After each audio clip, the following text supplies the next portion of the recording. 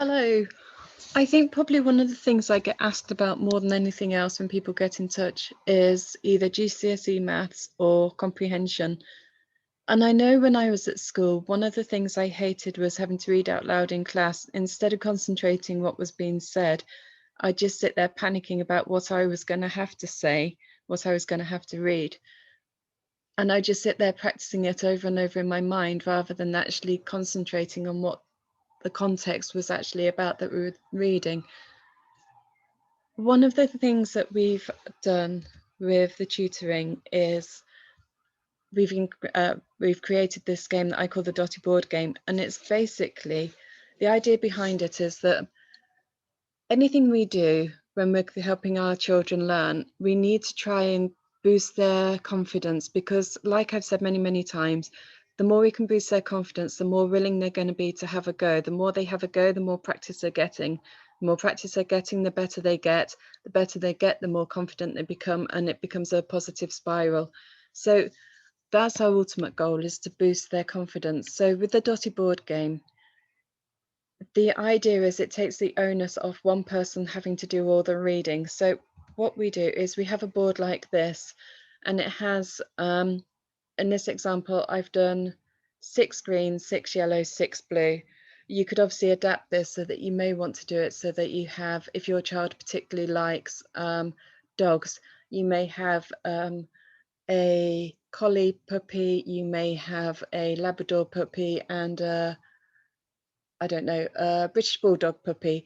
And if anyone, or you may do it so that if your child particularly likes football, you may do the different football emblems or something. So you can change the pictures just to suit your requirements, or you may even make specific ones for different books, which is what I've done in the past. So you may choose the characters. So for example, if you're doing Billionaire Boy, you may have a picture of Joe Spurd, a picture of the Grubs, and a picture of Mr. Spud maybe. So it can be adapted, but the idea is you take it in turns to roll the dice.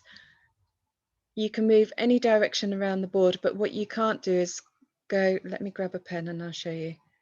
If I was here and I roll 6, I can't go 1, 2, 3, 4, 5, 6. I have to go keep going in a straight line. So I could go 1, 2, 3, 4, 5, 6, and there.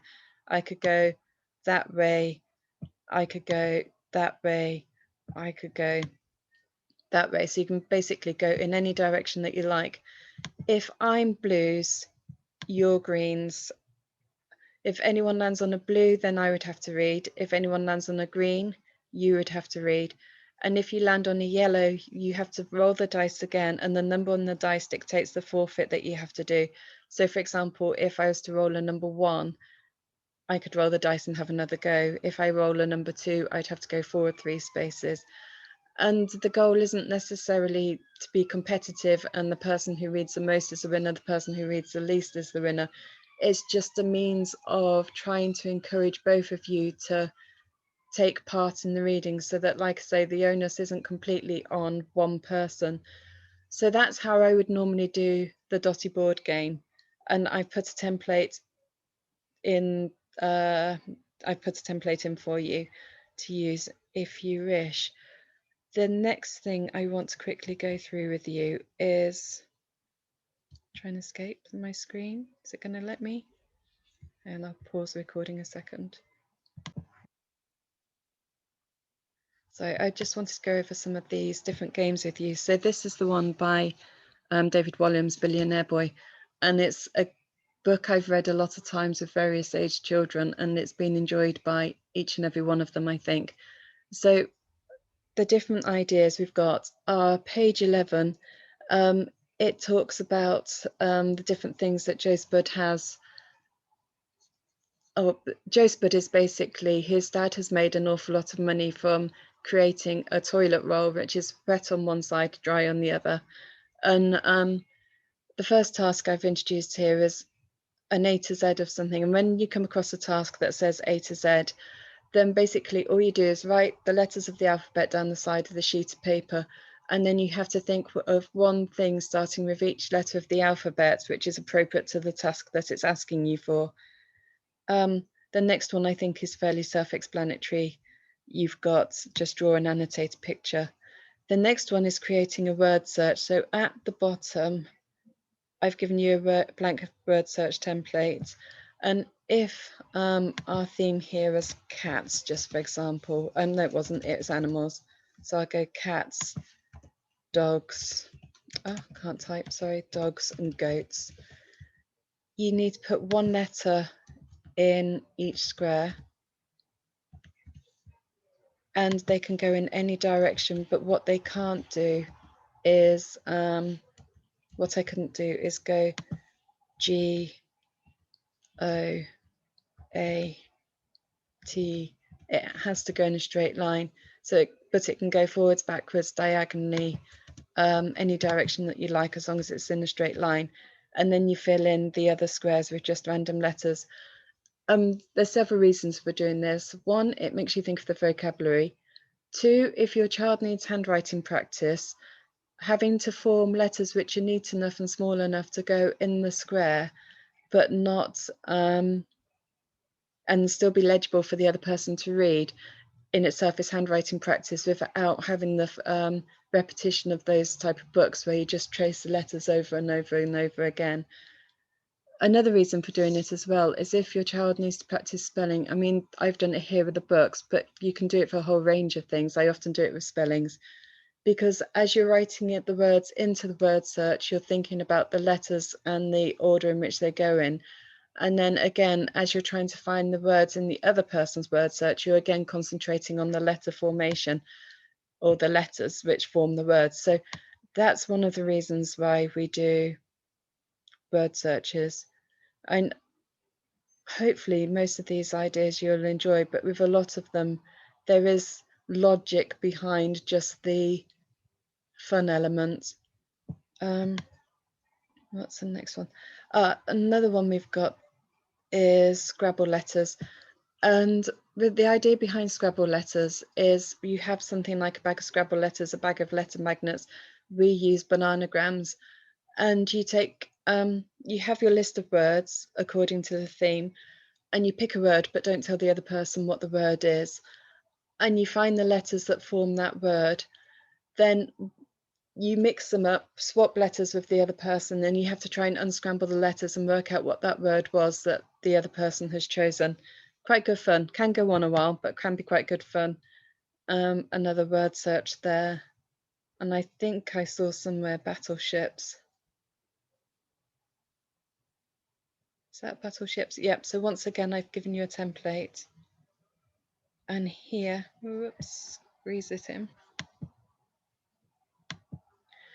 What you do is once again fill in your letters. So I think this time the theme was chocolate bars in this example. So we've got, I'll go Mars, oops, excuse my handwriting, Mars, Twix,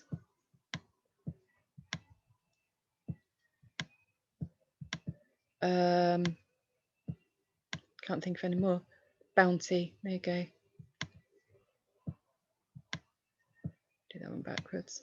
So once again, they can go in any order that you like, but they must be in a straight line. And then once you've chosen your words, normally do about 7, 6, between 6 and 8 for battleships. You fill them in, and then what you do is, imagine I'm going first, and I'll say to you, do you have anything on 4A? And you might say no, so I'll put a scribble there. And then you would ask me if I have anything on, for example, 5C, and I'd say yes, there's a W. So on your grid at the bottom, you would put, imagine this is your grid here, on 5C you would put a W. Okay, then I'd ask you, and you might go, yes, there's a C there, and it turns out that you've got crunchy down the side here. And the idea is to be the first person to find the other person's words. You can either do it so that you can, that's not going to fit. You can either do it so that you can guess the words as soon as you've got enough letters, or you can do it so that you're not allowed to guess the word until you found all the letters. Entirely up to you, but another game we play a lot. And again, a bit like the word search, it helps you concentrate on the forming the words of the different letters and spellings etc. So another game that goes down well. And then most of these ones then I think are just various forms of word searches, drawing and annotating. When I've created these, I've normally done it for a particular child. So with this one, I think it's quite heavy with word searches and battleships, because the child that I was creating it for at the time, that was one of the games they particularly enjoyed. Whereas if we look at 26 Story Treehouse, the games are slightly different. Here we have more things like take a phrase, we live in a tree, and using that phrase, using those letters, how many words can you create? So what you might do is I'm going to take L, I'll take the L from here, the trying to think of a word, but E from here, and I'll take the T from here. Not the most adventurous of words, but it just gives you the idea. And I could create let, or I could